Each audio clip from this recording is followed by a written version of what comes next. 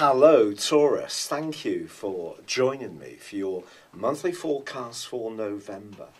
What an exciting time this can be for you, and particularly around your relationships. If you tuned in last month, you'll know that Jupiter, the planet of expansion, moved into your sector of relating, where it will be for the following year. Now, of course, now we've moved on a month already, but this is the month when your ruling planet Venus is going to play catch-up and move on the 7th into your opposite sign of Scorpio.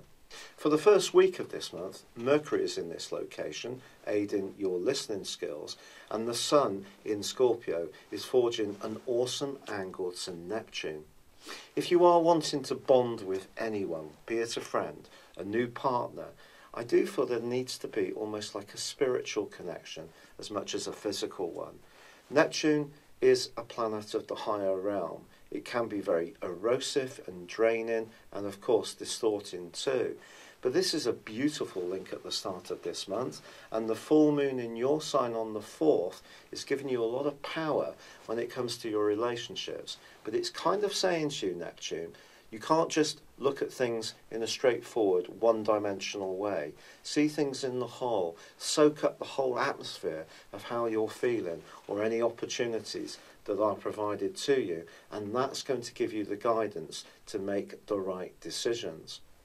However, once Mercury moves into the sign of Sagittarius, where it is in detriment, it's getting for you a little bit more into the realm of everyday reality. This is about facts and figures, but it's also about pounds and pence, cents and dollars. So if you need to grapple with your finances, Mercury here can be brilliant. It can act as an investigator. This is one of the detriments that I think is actually less damaging. Now, Mars is also opposite its ruler, Aries, in the sign of Libra all this month, which for you can make you much more energized. It can give you a lot of desire to get up and work hard, to be very committed. It could also make you a little bit more self-sacrificing, which is no bad thing if you're wanting to create a good impression in terms of your working situation. But I think the standout moment early in this month is on the 7th.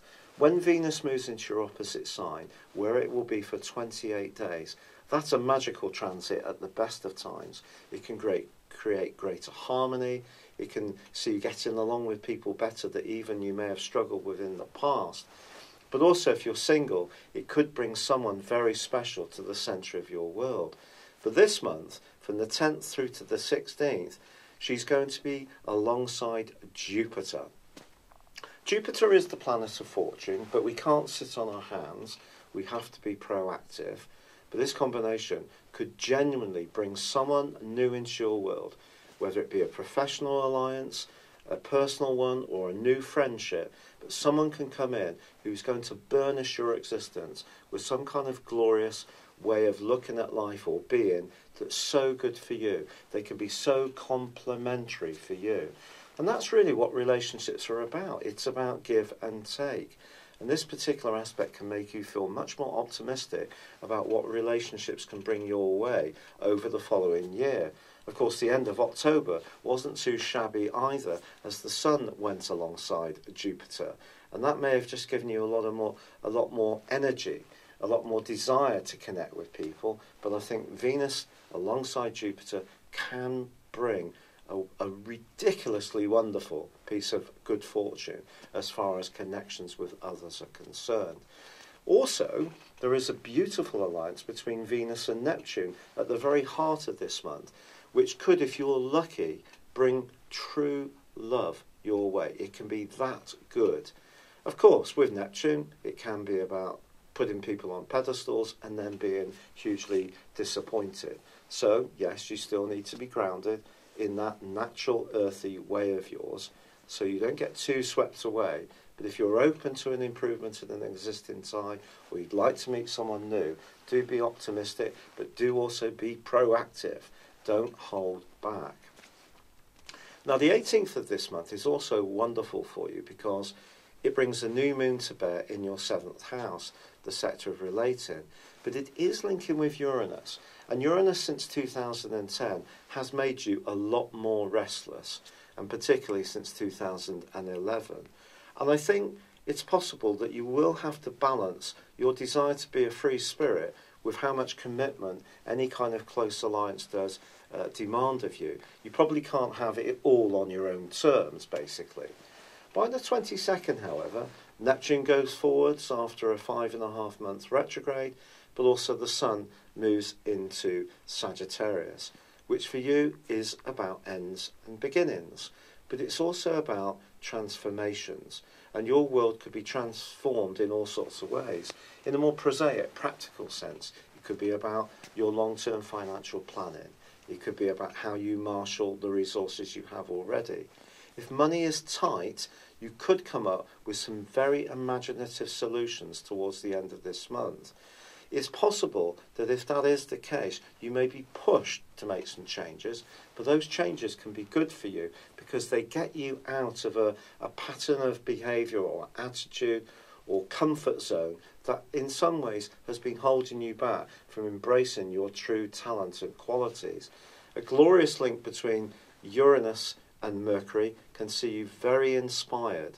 So if you do have some kind of gut feeling, or you have a light bulb moment late in this month, take it very seriously. At the same time, all the hard work you've put in around your financial situation over the last 2 years can really be tested as this month comes to a close. But if there is anything lingering in the background that's been holding you back, I think this could come into play between the 14th and the 24th when Mars clashes with Pluto. These two planets are the rulers of Scorpio, your opposite sign.